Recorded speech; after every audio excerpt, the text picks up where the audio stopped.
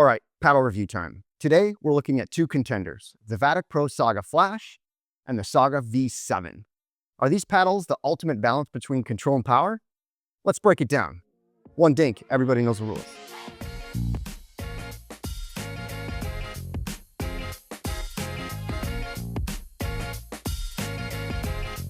These paddles are built for all-court versatility with some standout features. Vatic Pro's Gen 1.5 construction, a durable 10mm honeycomb core, and a textured carbon fiber surface. Whether you're into finesse or power, there's a lot to unpack here. Quick disclosure, these paddles were sent to me for testing at no cost. Vatic Pro had no say in this review, and all opinions are my own.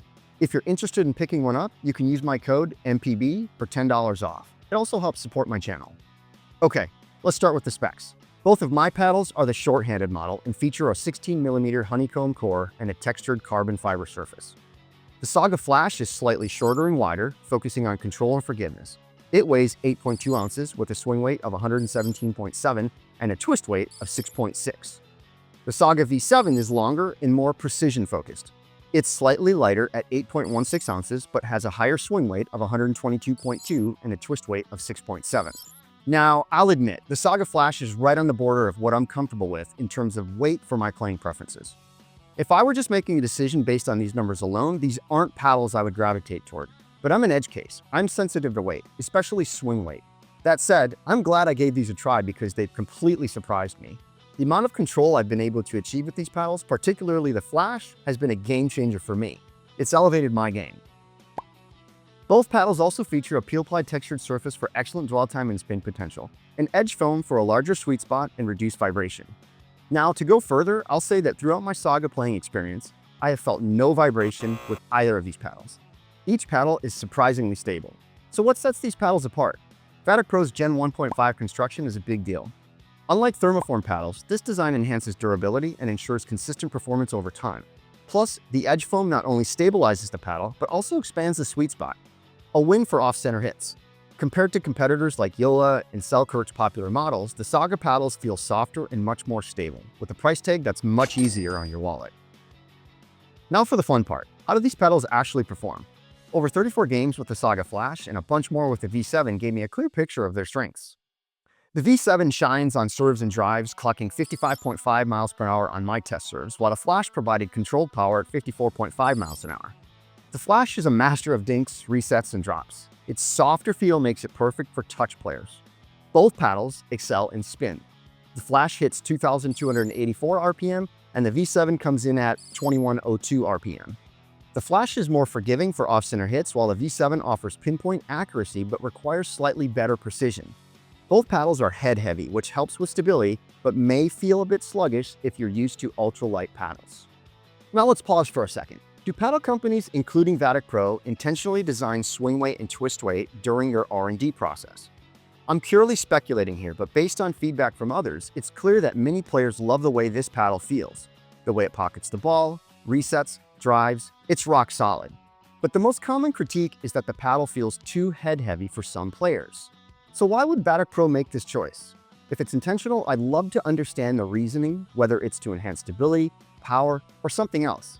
If it wasn't intentional, it presents an opportunity for improvements in future models.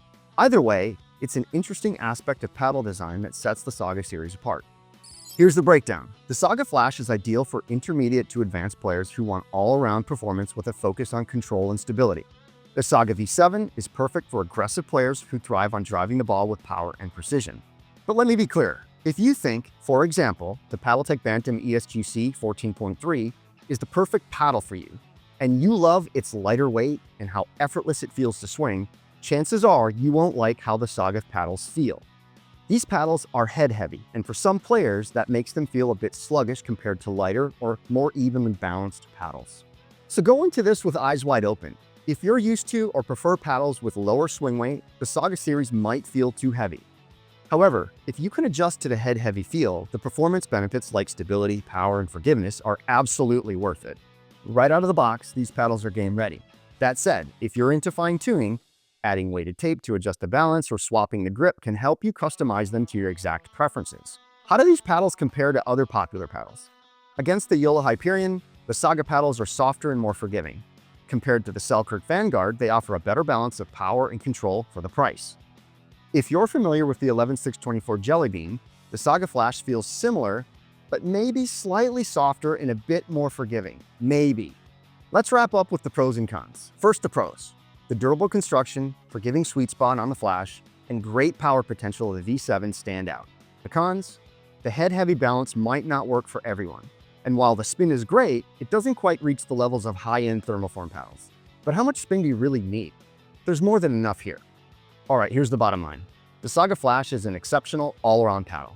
Its balance of control, power, and stability is fantastic, especially for players who thrive in resets and touch play at the kitchen.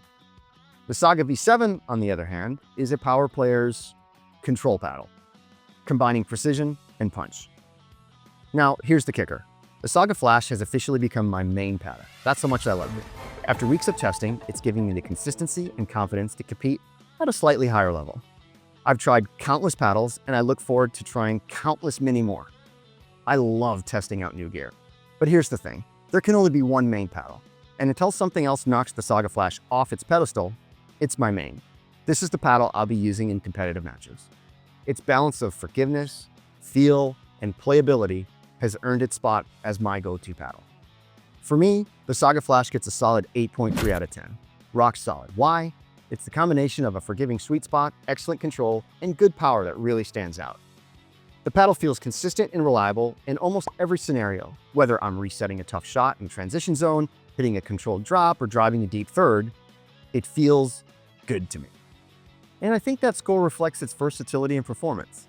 The added weight gives it excellent stability and good pop, but it might feel a bit sluggish in fast hand battles or quick transitions for players who prefer lighter paddles. For me, I've adjusted, and I find it works well, but it's worth considering if you're sensitive to higher swing weights. Ultimately, the Saga earns that score because it's not just another paddle, it's more of a tool that enhances my confidence and consistency on the court. From the first game, it felt competition ready, which is rare. And when you combine all that with the $149.99 price point, or $139.99 with my code MPB, it delivers incredible value for the performance it offers. If you're ready to upgrade, click the link in the description, use code MPB, and let me know how it works for your game. And hey, if you're Team Saga Flash like me, let's chat about it in the comments. I'd love to hear your thoughts.